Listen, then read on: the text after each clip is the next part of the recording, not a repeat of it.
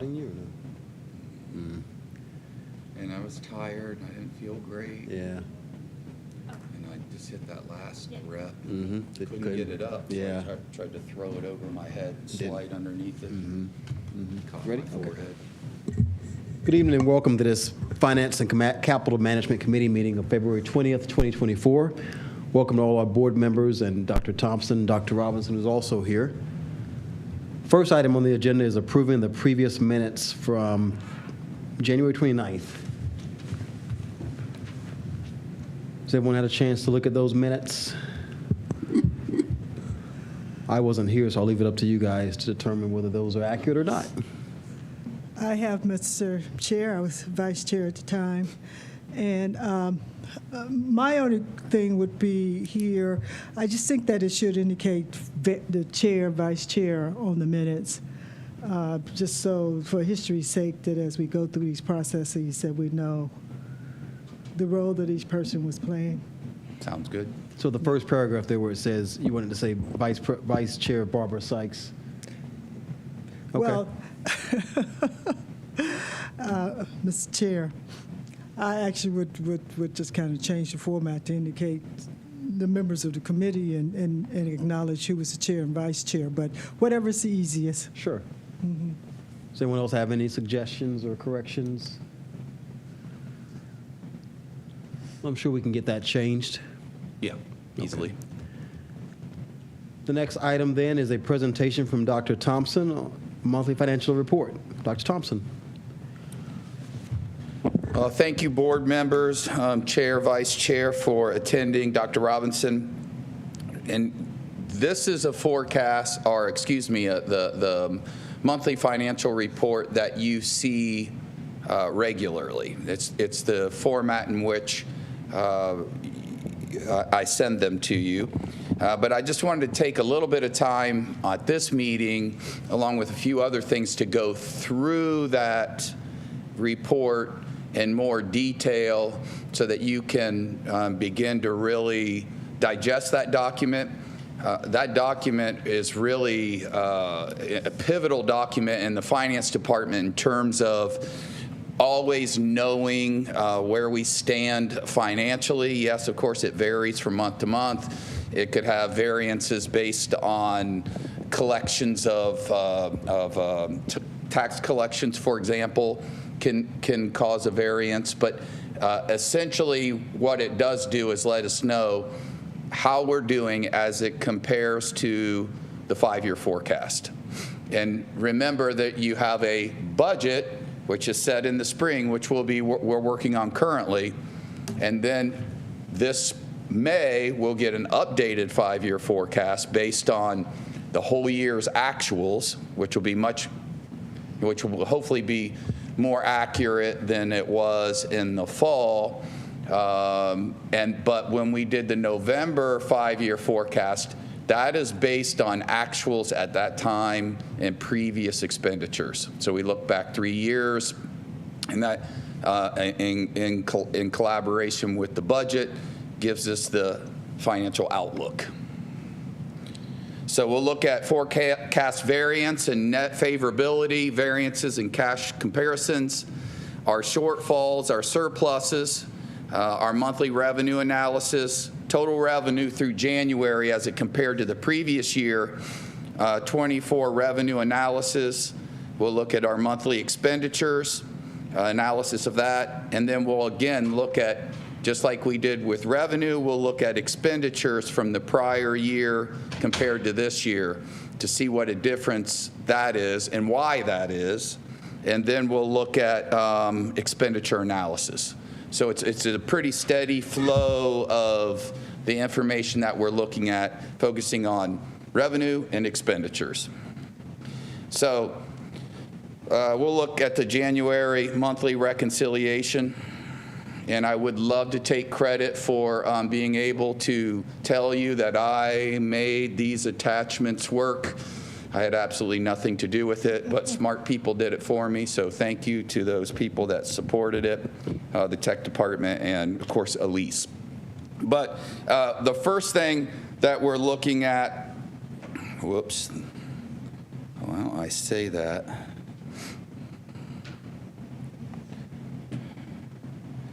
Somehow that got flipped. That is not the January monthly reconciliation. That is the last page of the monthly reconciliation. I apologize. Just when I brag, it's wrong. Let me see if I think I can get it here. That's my fault. That was my fault, not Elise's, mine. Okay, so here we go. So the first thing I want to bring to your attention, right on the very first page of this document, shows you that the fiscal year 24 revenue and expenditure analysis. So this is, if you only digest this much of it, you'll know where we sit as it relates to what we put in the 5-year forecast. So we know that our current year-to-date revenue collection is about $500,000 less than we anticipated at this point. And when we use numbers like that, it sounds like a lot, but we'll take a look at, what is that on the percentage of overall budget. Our current year-to-date expenditures are up about $1.5 million. And then so that total impact is a negative roughly $2 million. That is a variance off our 5-year forecast currently, as at least in terms of projections of revenue versus expenditures. The current cash flow monthly trend estimates include this year's ending June 30 cash balance will increase about $7.9 million compared to fiscal year ending June 30th. So, why do we have more revenue? Because we're receiving more in tax collections primarily. As most people know, that it doesn't come because of House Bill. What House Bill doesn't increase people's taxes on their homes to us? House Bill 920, remember? Mm-hmm. House Bill 920 freezes that. However, it reflects additional state funding, which has nothing to do with local property tax in terms of collections for us. So that explains that. And this surplus outcome is a result of cash flow revenue estimates of $376 million, totaling more than what we estimated. So again, that's just cash coming in from the state that was more than we anticipated. Then fiscal year 24 monthly revenue. So we'll take a good look at that revenue. And as you can see, actual revenue for the month was up about $1.8 million. Again, that's a reflection of that previous number that we were taking a look at. And overall total revenue for January is up about 12%. That's the largest change in this January's collected compared to the January of fiscal year 23. So a 12% increase from a year previous. And most of it's due to those higher grants and aid and higher refund prior to expenses from the year prior. A singles month result skewed compared to the prior year because of timing of revenue collections, which I talked about previously. It can skew and kind of vacillate back and forth a little bit, but I'm pretty comfortable with where we are there in terms of percentage of change. It's fairly minimal. Now, and again, compared to the same period, total revenues last year were significantly higher in total revenues. We collected $187 million through January, which is about $10.7 million more, or 6.1% higher than the amount collected the previous year. And the largest difference in this is that January to the same period last year is unrestricted grants and aids, which we talked about just in the last piece. Those unrestricted grants and aids have increased. That can be federal and state dollars. Local taxes came in at a little bit higher as well. So how could local taxes come in? Could be additional businesses. And then there is inside millage, and I don't want to get too complicated, but the vast majority of our millage is called outside millage.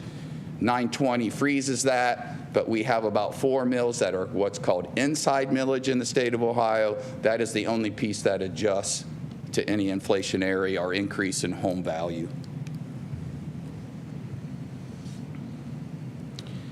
So our revenue analysis, current year-to-date revenue collections indicate a $507,000 variance compared to the forecast now. Now we're back into the forecast. In the top 2 categories, revenue in lieu of taxes and unrestricted federal funds represents about 40% of the variance between current revenue estimates and the amounts projected in the 5-year forecast.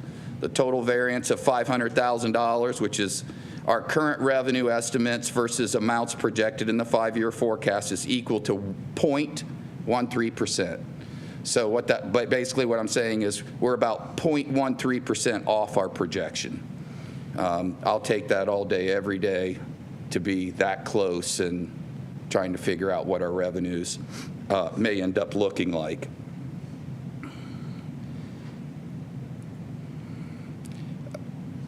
Our expenditures, our actual expenditures for the month was up about $2.9 million. Overall total expenditures for January are up 11.3%. The largest change in this January expenses compared to January of fiscal year 23 is higher insurance for all of our staff. So we have increase in insurance. And as you know, the negotiated agreement that we have that went into effect for last year, this year, and next year. So we'll bargain again beginning next year. But that variance or that increase is due in part to health insurance goes up every year everywhere, and then coupled with the fact that the negotiated agreement freezes employees' share or contributions. So while employee, that number would go up every year almost no matter what, but it's going up higher because of the fact that none of it's being offset by employees, which is part of the contractual agreement. Higher pupil transportation costs, and that's no real surprise as we're all trying to figure out how to get our kids to and fro. And a single month's result can be skewed compared to the prior year because of the timing of when expenses are incurred. So depending on when a PO comes in, we could have a large expenditure for software, et cetera, which could skew all this too. But generally speaking, we're in good position, at least in terms of where we estimated that we would be. And this number is the number that really just blows everyone away.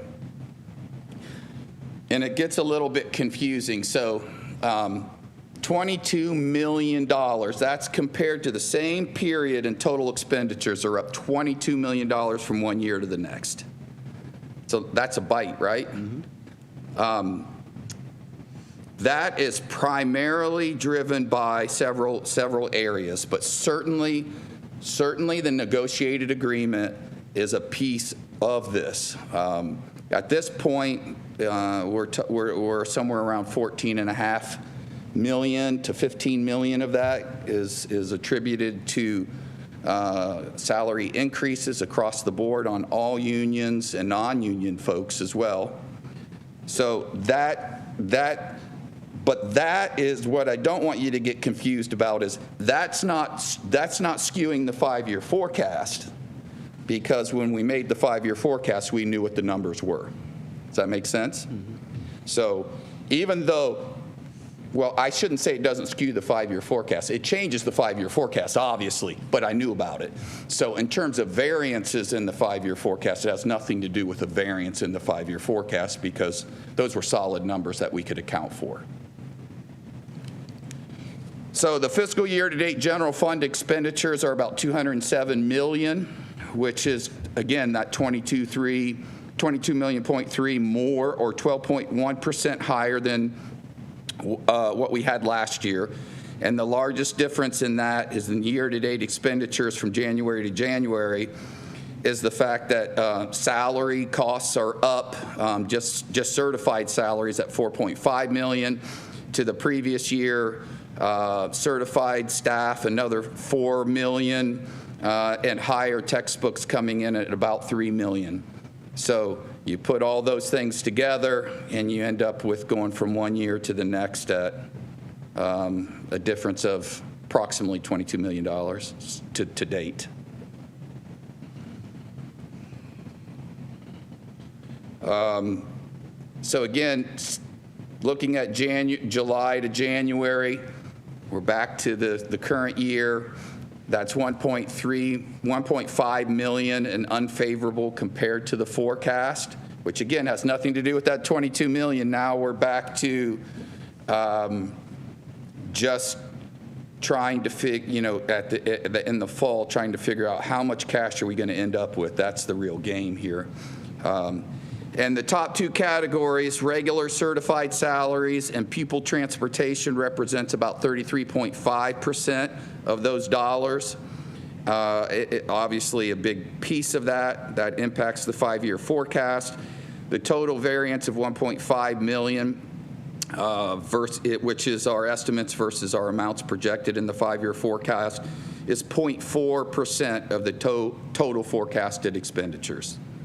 So again, on both revenue and expenditures, we're under 1% off either way. Again, the number looks big, and I'd like it to be a positive variance and not a negative variance for sure. I think we all would. But there is a component we're going to come to a little bit later that's not in these documents yet, and that's the money that the revenue we're generating from our investments. So we'll get to that in a minute. But that is not reflected here. So, which is a good segue into our monthly reconciliation document. So we don't just let the money that's in the bank that we have just sit there and earn nothing.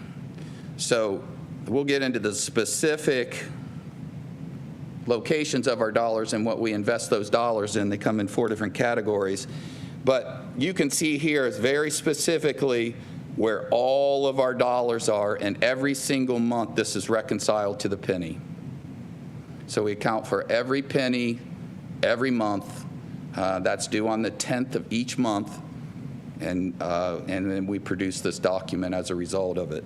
So what this is telling us that we have an adjusted bank balance of about $176 million right now, and we're projecting to end at about $104 million right around in that area in our 5-year forecast.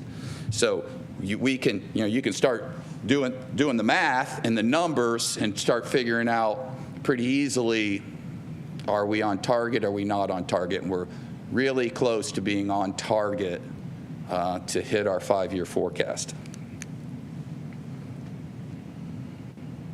That was a lot, I know. That was a lot. And I can come back to anything as we proceed here. We'll have a little more time to. So we went through all of those things. We talked about the monthly reconciliation. And here's some really good news for us. Anybody who invests personally knows that investments have done pretty well. Historically, you might see on average about 2%, and you'd feel pretty good about 2%. So we have dollars invested in about $72 million from general fund invested, construction funds, that's that LFI shared account with the city, permanent improvement dollars, our 024 benefits, and our COPS proceeds. Remember, we already went to the market, got our check, we've received our check. It's in Huntington Bank. It's where it's sitting right now.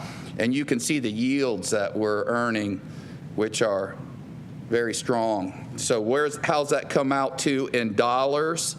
So in each fund, the general fund one, the net income was $79,600.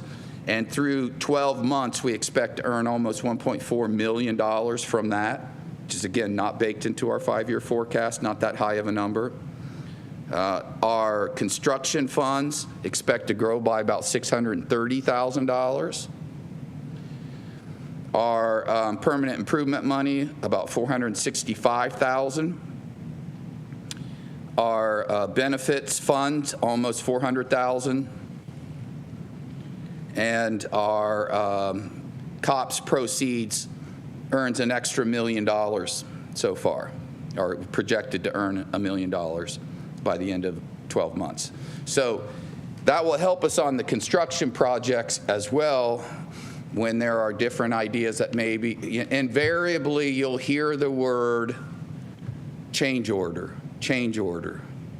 A lot of times it's very at the beginning, and you hear the word unsuitable soils, and that's where many of the change orders come. When they take that building down and do whatever they're going to do with the topography of that land based on what we're constructing, it has to compact to a certain percentages, and it's all geo-tested, et cetera, and there's really no way to know what those expenditures are going to be until you get in the project and do it. So change orders come a lot at the beginning. We will have a contingency fund for change orders. So hopefully we won't go beyond our contingency fund for change orders, and dollars that are represented here from our investments can be used to enhance the project or pay it off sooner.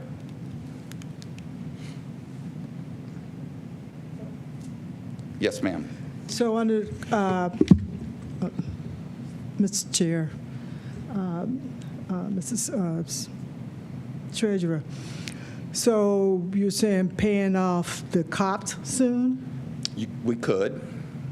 Under COPS? Yes. I'm just thinking that COPS is really an investment of individuals, and they tend not to look for that to be paid off sooner than we had indicated. Yeah, we are able to retire the debt early. We are? We are. That's in our contractual agreement. Okay. That's kind of unusual, isn't it? A little bit. Yeah. I've rarely seen it actually done. Okay. For both parties, really, investors and for the school district as well. Yeah, I mean, because investors are looking for A return on said investment. Yeah. Yeah, of course, yeah. And so paying it off soon really doesn't necessarily bring that to them. Yeah, But- it reduces their return a bit. Okay, so, Mr. Chair, so you're saying in the contract it indicates that the Akron Public Schools is able to pay off? Yeah, Sooner and we than can also indicated. refinance, and we most certainly will refinance as interest rates drop. So we'll probably over the course of the life of this, and we're going to talk a little bit about bond issues here in a minute, Okay.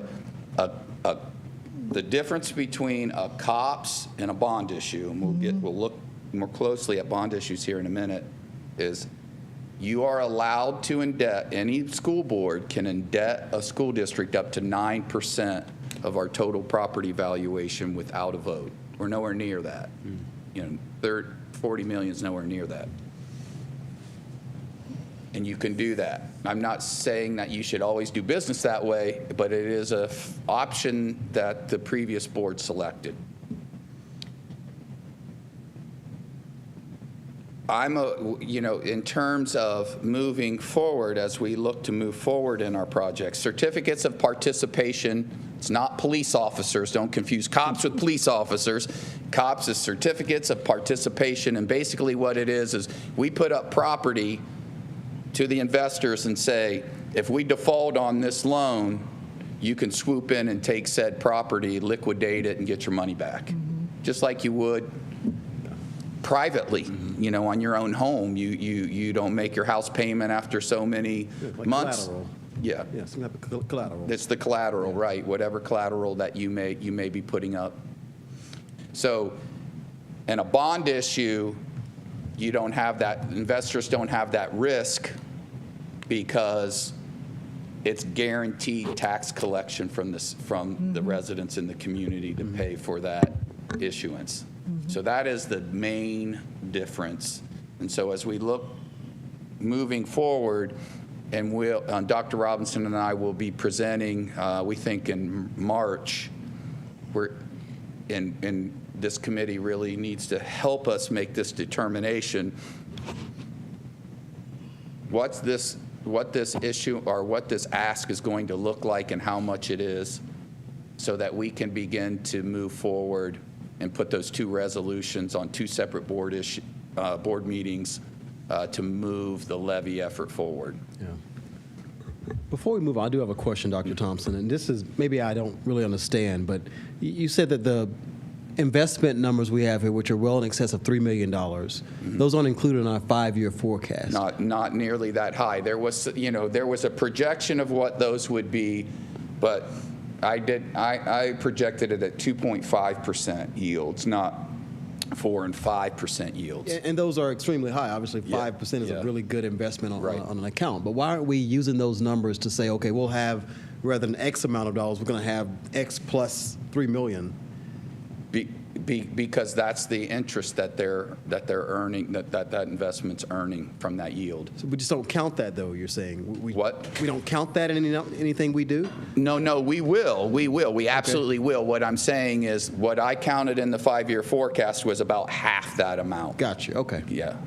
Just because I didn't foresee those high interest rates. Those high returns. Okay. And the people that, I don't do this in isolation. I work with a lot of folks to put this together, and really all school districts that have invested their money, which is most of them, are seeing much higher yields than what any of us anticipated. Red Tree helps us do all our investments. It's a firm that helps us, counsels us, guides us basically, and they have been very sharp, and they have a lot of school districts that they do the investments for.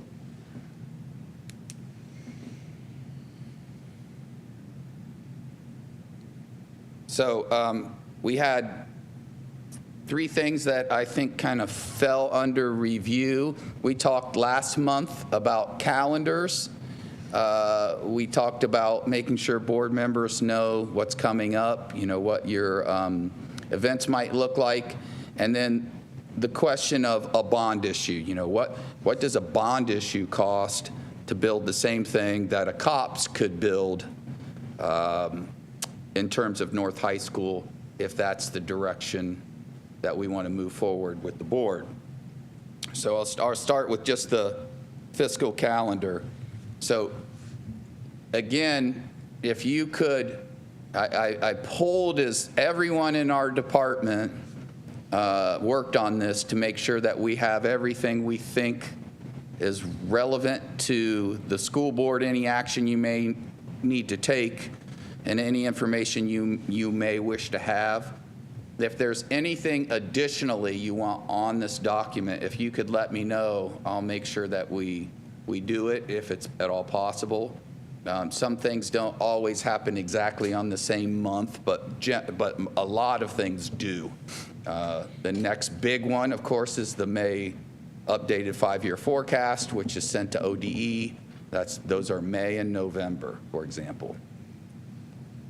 So if you have anything you want added or additional questions, please let me know.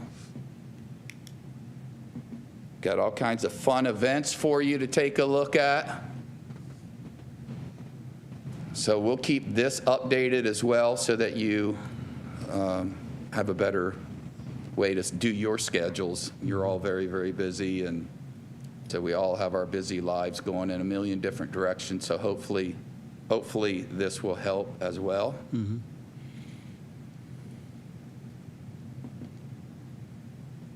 So what about a bond issue? So worked with bond counsel to try and figure out, well, what would that look like if we went for a bond instead of a PI levy? So at this point, I have the PI levy projected at 1.7 mils. So the base assumption for both that COPS numbers, the certificates of participation versus a bond issue, be paid over 36 years, both very similar. Interest rates, a guess. Hopefully we'll hit that. And with the AV, about the $3 billion number below are the results for what it would look like. So the bond millage would be approximately 1.3 mils. pretty low. For typically what you'll see, and I'll give you a chart next, which breaks it down by every $25,000 up to a $500,000 home. But at $100,000, the annual cost is $45.61.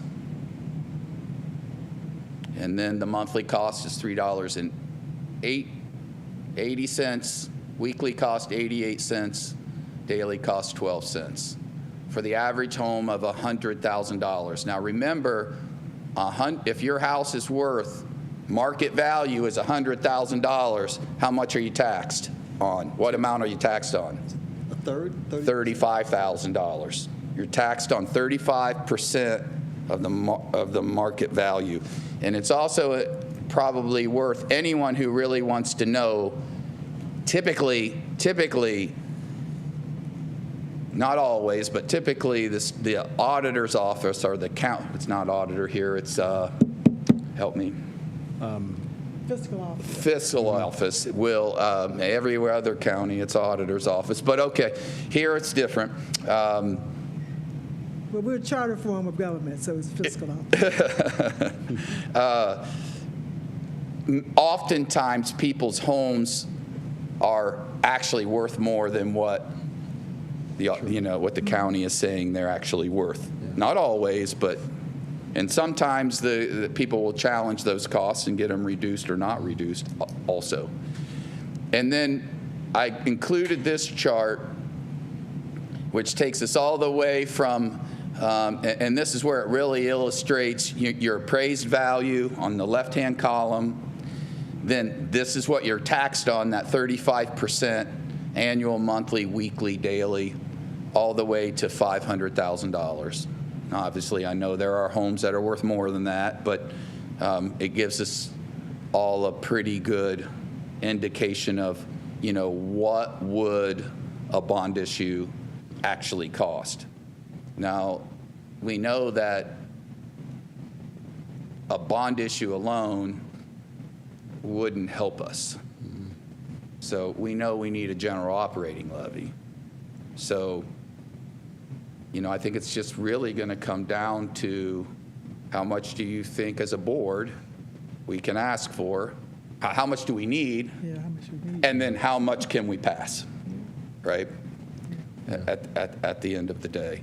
The 5-year forecast is predicated on reductions in force starting next school year. And that, I shouldn't say reductions in force, let me check that. They could be reductions in expenditures, and not necessarily reductions in personnel. They could be, but it's just a combination of reducing our expenditures. 4% of our total budget is the goal, is the cut that is baked into the 5-year forecast, 4% cut reduction. And there's a lot of different ways we can go about that. And then, of course, anything that we add, because we know we're going to reallocate, you'll hear that word a lot, reallocating our resources, moving dollars from something that maybe isn't our top priority to something that is more of a priority for us. But overall, whatever that total expenditure is, it's got to be down $15 million or 4%. So if we add, if we end up adding things that is more than a reallocation, then we have to just account for that and make sure we're cutting somewhere else, moving dollars somewhere else to cover that expenditure.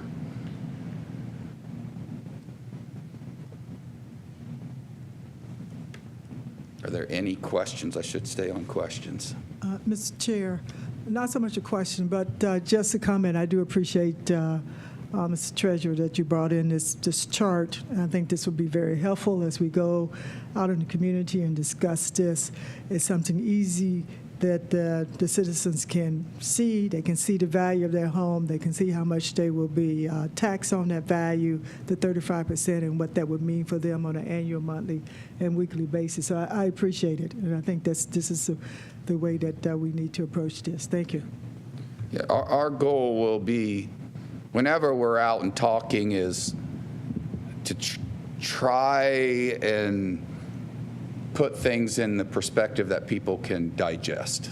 So we'll do our very best to do that. And it's not at all intended to insult anyone. It's just, if you don't do this for a living or work with these numbers every day, how on earth would you possibly know? You know, there's, as you all know, as board members, it's a lot to absorb, the way schools are funded, et cetera, et cetera. There's just a lot to learn. And then it's no different for citizens who aren't even here as much as you are. Yeah, just a general question, Dr. Thompson. You used a 1.3 millage rate for the bond issue, and you admitted that was obviously very low. You know, why so low, to give the example of the numbers here? Because we know that wouldn't do anything for us. 1.3 mils is what it would take to build North High School. Okay, it's just for North, okay. That's just all, that's all we're covering is just North. That's the base assumption, assuming North can be built at $85 million. When I got numbers about during LTOP, whatever that was, 6, 7, 8 months ago, it was 80 million. Okay. So I added an additional 5 million, thinking that surely it's going up. So if anything above and beyond 85 million would require more millage. Okay. Thank you. When you were describing the extra interest that we are receiving, and you said that we have some options, you know, one of the options would be paying off early, but some of the options might have been to use that for the unexpected expenditures of the building. For that, you weren't talking about building North, but for the Miller South, the soil for Correct, Miller and I South. should have been clear about that. Thank you. That's a very good point, Dr. Molnar. What I was referencing on the construction is the Kenmore project, Miller South, Pfeiffer, and it hopefully could even be, you know, invariably when you get into the design phase, which we're about to move into, we are actually taking tours tomorrow over the next 2 days to look at buildings to make those final choices on the architectural choice or the architectural firm. I believe, are we at 3 or 4? Do you remember, Dr. Robinson? 4. We're at 4.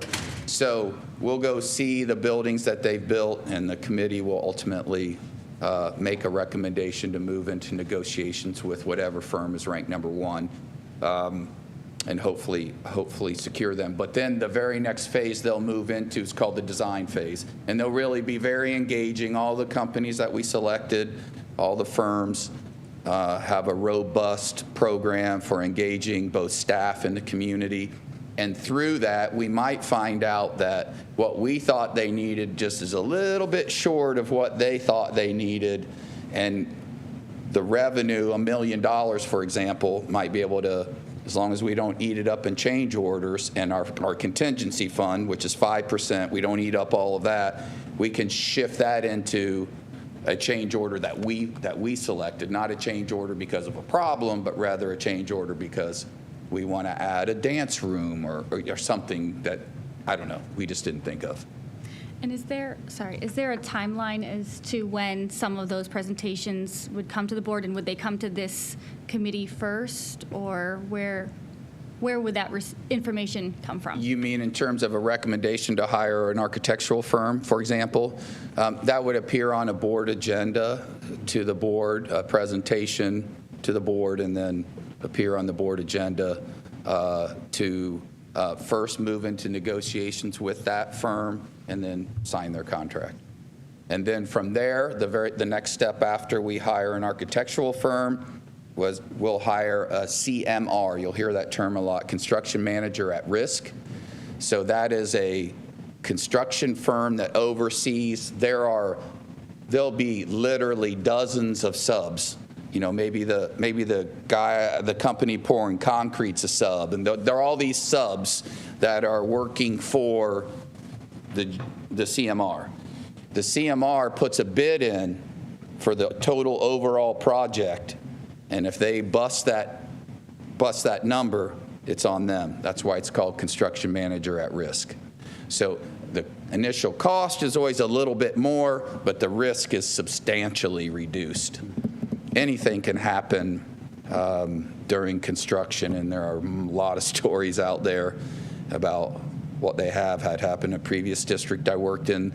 The concrete company went out of business in the middle of a huge pour of all the floors at a high school. Yeah, so, that there are things happen, and that was eaten by the CMR. So is that why it would go directly to a full board meeting and wouldn't go through the finance committee because the decision? Depending on when the timing is, we'll bring it to the finance committee if we can. The only question I would have is, I don't want to tell you it's going to come here for sure. If it means delaying it by 2 weeks, getting it to you for approval, because we can't move forward with the design phase until the architects are hired. That's the start of the design phase, and that's a pretty long phase, and we're already pushing March, and I think we don't want to lose out on summer and fall construction. Yes. Just a question, the necessary information that may need to be shared is something that can go out via email for the committee members to look over, and then if they have questions, they can follow up. It wouldn't necessarily have to be a meeting. Sure. They can get the information. Yeah, again, I'll have a conversation with Dr. Robinson, what he's comfortable with once that decision is made. But, I would guess that once the committee makes that recommendation, that we can front load you some information so you have that, maybe on a Friday update or, yes. And the reason why I'm asking that, because one of the questions that the community also asks is, how do we come up with the contractors and the architects that we choose for the various projects? And then the other question that comes up is the equitable practices with certain firms that we select. So I just want to be able to speak to the selection, the due diligence, just something in general to respond to such comments and questions. So that's why as much information we can have, because we do trust in the committee, but at least so we can inform the constituency. I think that's been something the committee has hyper-focused on, is where are the firms located, what type of diversity do the firms bring. Two of the firms of the four are black-owned, for example, but all 7 firms, in my opinion, were all qualified. So taking into consideration where they are, do they look anything remotely like our school district, are all important factors that are going to help us make this recommendation. Now, Ohio Revised Code, a little strange. I can't say I understand this piece of it, but we can't negotiate fees until we rank them 1 through 4 and begin negotiations with the first firm. And you can't negotiate with the other firms unless this one's they're out.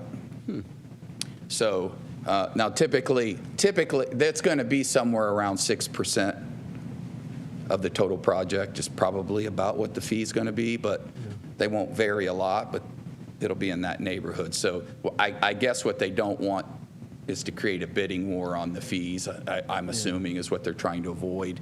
But I would like to have a bidding war on the fees. But Which would help us. Not, Exactly. Why wouldn't they want that for us? It's not an option. It's Yeah. not an option. Huh. Thank you. You're welcome. And then once the CMR is hired, then we can start moving. I'm hoping that the high school would be torn down, and it takes much longer than you would anticipate putting in all the underground piping, leveling, all of those things. I mean, it seems like there's bulldozers out there forever. But depending on, this winter's been great. We could have constructed the majority of this winter so far. But, weather dependent. For example, you can't pour concrete if it's below 32 degrees. So there's just certain things that can't move forward. So if you can't pour concrete, you can't put footers in. There's so many things you can't do. So the weather will drive what we can and cannot do. And that's why we need to, I think we're all trying to be conscientious of time. We don't want to rush it and make a bad decision, but at the same time, don't want to delay it if we can prevent that.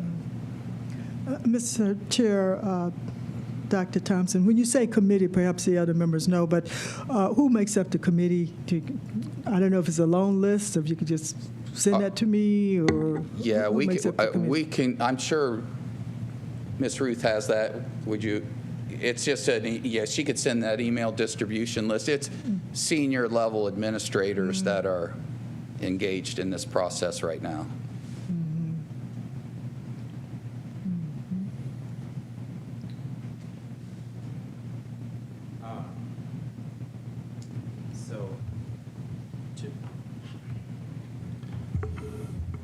Mr. Chair, Mrs. Sykes, to your point, because I'm learning kind of a lot of this Ohio the way in terms of it's done here, but the committee, of which I'm not a part of the committee, however, I am a part of the process. So when I went to meet with the committee, which is senior level staff, what I asked the attorney there, I would like to be able to make sure that our principals of those schools and staff members within those schools, teachers, are able to come and sit in when they return from touring the various schools, so that they can ask questions. There are certain things that they're going to ask specific because they live in those buildings every day, and I don't. So I may be looking at things from one angle, but there are things that they're going to ask about that are specific to their everyday work, and we wanted to make sure that they're included. But then there would be a point in this process where then community would be brought in to kind of give input, and then they kind of take all of that information back as they are designing what the building will actually look like. But when it comes to things like flooring and lighting and those kind of things, those are things that we would make decisions on this end, but certainly we would have that input from teachers, making sure that our custodial unions and all of our different people that need to be involved in the process would have given voice to some of those pertinent pieces that pertain specific to their area of work. So we're going to make sure that everybody's voice is included in the building of those two schools.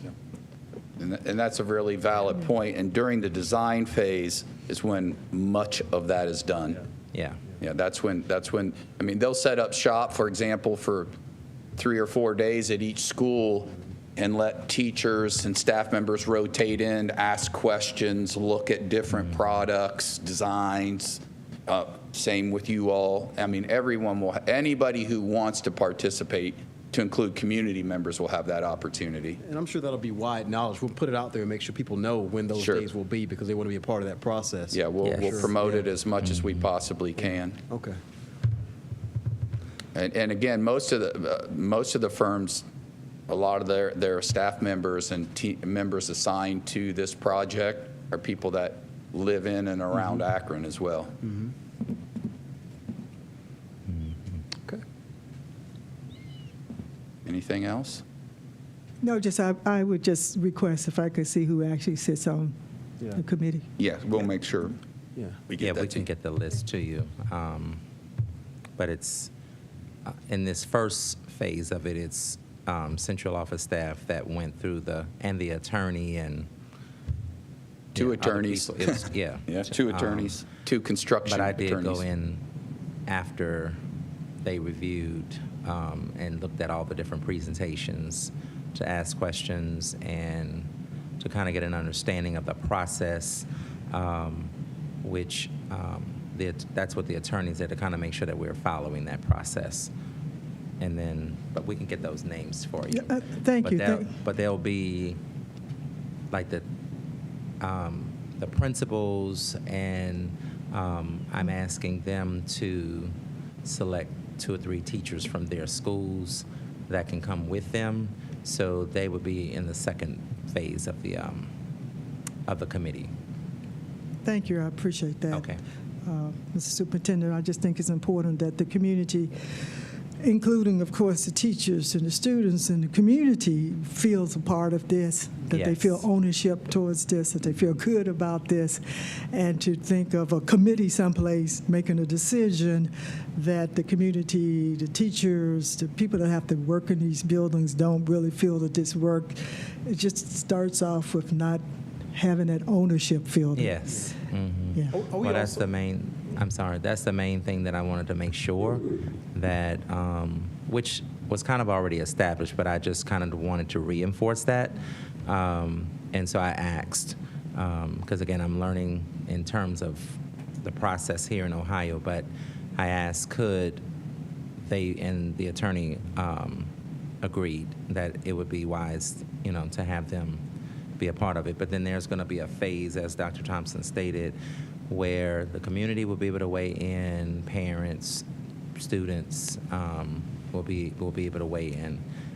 And at some point in the process, as things are moving, they will give a design sketch of kind of what the two schools would look like, sort of in a complex. And of course, some of that will change, over time through the process, but at least you can get an idea of that this is a reality, that it's actually going to happen, and the process is moving forward. I'm happy you brought up that last point, Dr. Robinson, if I could. One of my concerns was when we were talking about people being involved, the teachers should certainly be involved big time in this Yes. process. But my concern was, again, parents and students who are actually going to go to this building every single day. Yes. And we intend to have them as part of phase 2 then, students and parents to give their input as well? They would probably be part of the phase 3 that I'm calling phase 3 because it's not because this part here would be for the teachers and the principals to kind of hear what the 4 final presentations would look like, and then after that, parents and students would be a part of that process as well. Let's make sure they know that for sure. I know our Yeah. students want to be involved. I mean, even our board, student board members, every student for sure. Yeah. They're going to be in the building every day, so.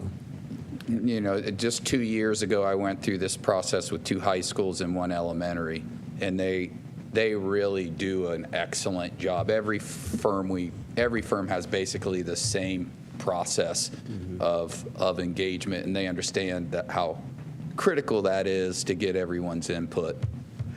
Mr. Chair, Mr. Superintendent, Mr. Yes, ma'am. Treasurer, I just think that when we go out into the community and we start talking about phase 3, it could give the community an impression that decisions have been made that can't be changed, that they were not involved in, not engaged in, not a part of. And so that's why I think that it's important that we make sure that if they're looking at something at stage 3 and they think something needs to be amended, changed, adjusted in a way, that it will make a difference what they're saying. Okay. Yeah. Yes, ma'am. Thank you. And Member Sykes, that's kind of what I was going to allude to, but just to take another look at this is when we're talking about the community feedback, because I know that the phases is just what you're saying to give us an understanding at this different time frames, right? But not actual phases. Am I Right. understanding that? That's correct. Because it's a lot of times where we talk about hearing voice and people's feedback, but what is the actual action that comes as a result of that? And I apologize, Mr. Treasurer, that my back is to you, but you know how. I hear you. Because I hear you. you stated, like a lot of firms, they do this, and I have some concerns about some new buildings that, precede my time being here, because some new school buildings looks like juvenile detention centers to me. And they lack windows. And I'm just using this. Some people may not feel this. I feel this way when I've been. It's like, what was the thought process? And if they have all these phases, why are there no windows? Why does it look like from the outside, it looks very similar to correctional facilities? And this is Carla Jackson speaking. Other people may not feel this way. I do. And so because I feel this way as a community member, now a board member, I'm wondering, I know the Lord has blessed me and I'm pretty smart, blessed be the Lord, but I know there's a lot of smart people. and people that analyze things. So I know I cannot be the only person. And at that time, I may have not been around the table, but I'm wondering, were there people during those times that had comments? You wouldn't know, Superintendent. I'm just putting this in the atmosphere because I want the conversations to be this real. And if people are saying, when we see the renderings, where are the windows? Where, the lights? Like, I like how, we know yellow triggers a thought process, and, in some of our news, things like that, that information is being taken and applied. It's not just, thank you for your input. Appreciate you sharing that. We'll take that under advisement. And then we see another erection of a building that looks like a penitentiary. Right. I think I can give you the answer to that. All the previous projects, the 35 buildings that were constructed here, were all constructed under the Ohio Facilities Construction Commission. So all that money came from the tobacco settlement, is where that came from in the late 90s. And then the commission was set up to rebuild Ohio schools with billions of dollars. And so that's what they set out to do. And they created a 3-inch binders that are incredibly scripted on what a school looks like. So it isn't that the architects lack vision. It isn't that community people weren't listened to. It is very scripted how you have to build that building, and that's why they're all the same size. And so if you wanted to vary off that project at all, and like build a beautiful theater, for example, then you'd have to pass a separate issue called an LFI, locally funded initiative, and generate the revenue yourself. So that stopped most schools, especially urban schools, from doing that. Some of the suburbans went out and got LFIs and added to the pot and still built beautiful buildings. But that was less of an option here, especially when we're building 35. So that's why they're very cookie cutter. They're all the same size. They're all, So this project is not an OFCC project. This is our own local dollars. And so we're not following any set manuals. I mean, we'll reference, what the other size classrooms are. For example, the OFCC manual says a classroom is 900 square feet. By God, it's 900 square feet then. No debate. If you want it to be 1,100 square feet for some reason, well, you can, but you got to pay for it. So, but now we have so much more design latitude than we've ever had before. So it'll really, people's input really does matter. When a teacher talks about wanting a dance studio, for example, which is was on the initial sheet of what we wanted when we bid it out to ascertain how much we needed to go for in terms of cops. We didn't have to think about whether that was in the OFCC manual or not. We just knew we wanted that was something that Dr. Robinson had conversations with and others about some of the needs in that building. And this is a great project not to be on an OFCC project. Go ahead, Dr. Robinson. To your point, Ms. Jackson, there were some things that were determined before I got here. Once I got here and began to start asking questions, there are certain things, for example, I really would have liked to have seen Pfeiffer as a pre-K-8 school, but it can only be a pre-K-5 because that's what was already determined before I got here, right? So there are some, but now that I'm here, I can definitely understand your point, but to the point that Dr. Thompson made, because we are doing this on our own, then there are certain ways that we're not bound by the the prescriptive way that schools are built in Ohio. We have a little bit more flexibility because we're doing this project on our own. So because it is a fine arts, because you're literally building another high school, because that's what a fine arts, that's what it is. They're in a high school now. So we're literally almost building kind of like another high school. So I want to make sure that the design of because it's two schools, and I don't want to have two schools. I want to kind of blend it because it's one complex, but it's two schools. So I want to make sure that there is that they connect to one another rather than having two totally different looking buildings. You kind of want the complex even though it's two separate schools. So that's where the conversation with the teachers, the families, community, that's where we have those discussions to kind of talk about, and making sure we stay within the budget that's been already prescribed. So, okay.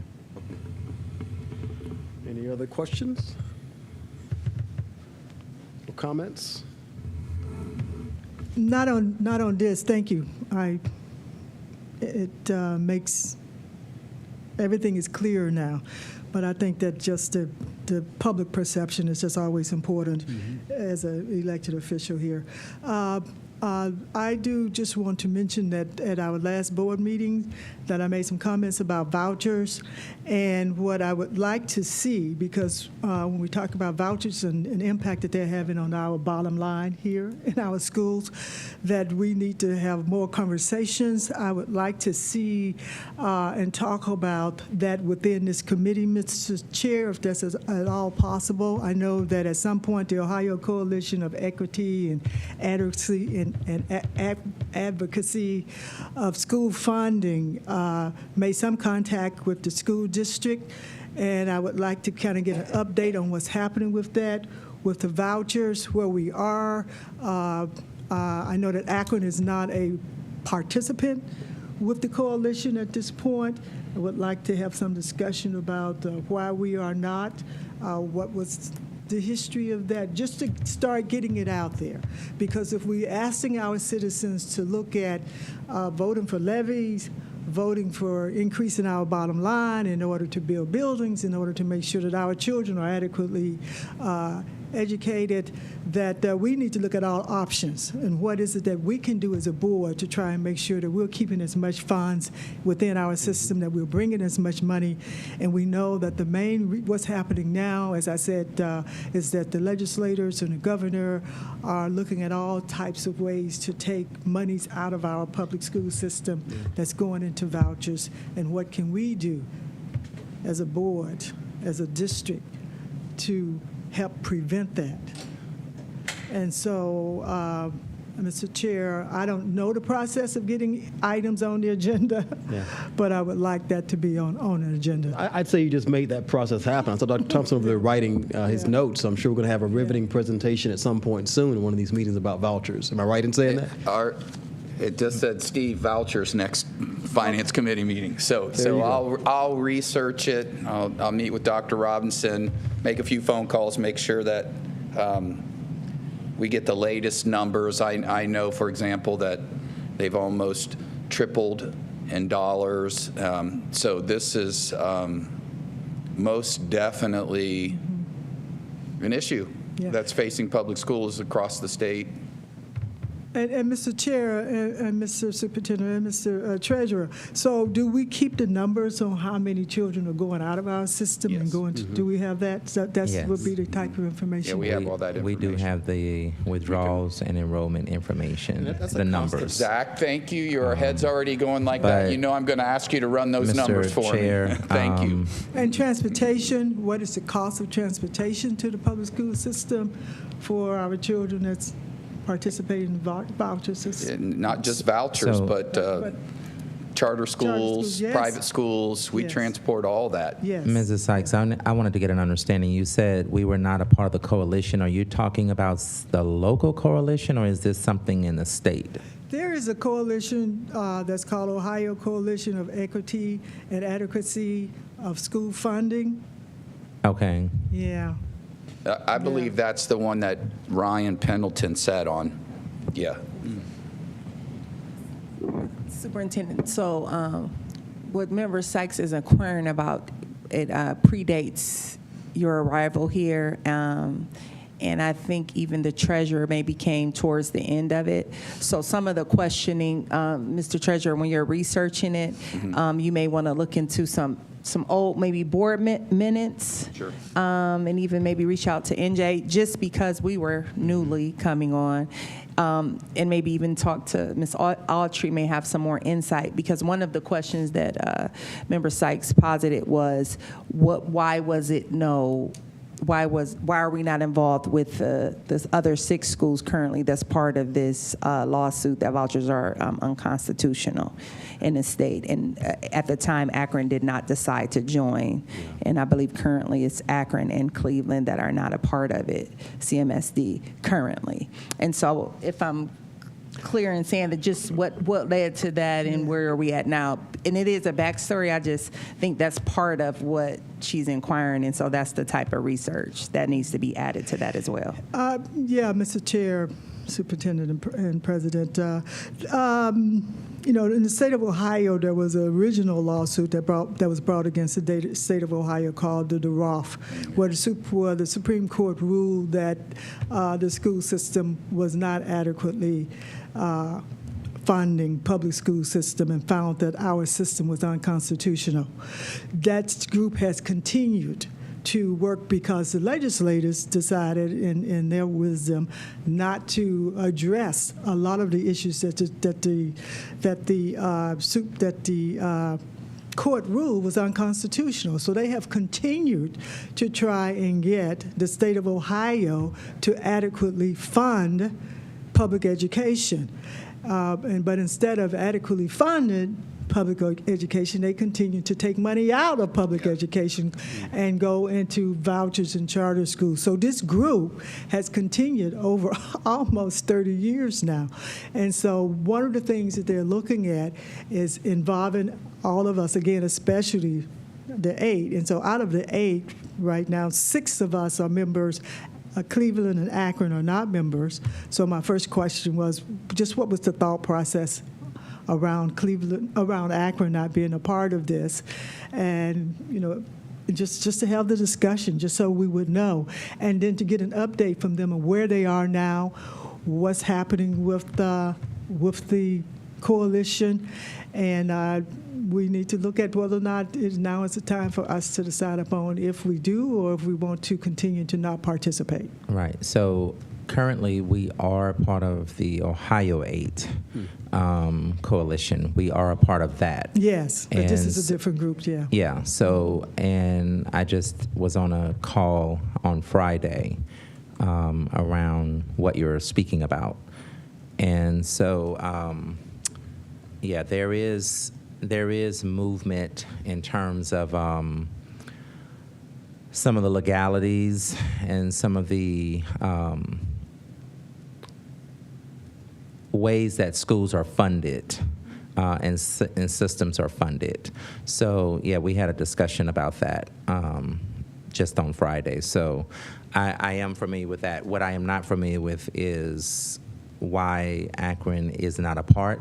So that's something I can start trying to research and find out. Thank you, I appreciate it. But I am aware of it. But yes, ma'am, we are a part of the Ohio 8. We're still a part of that.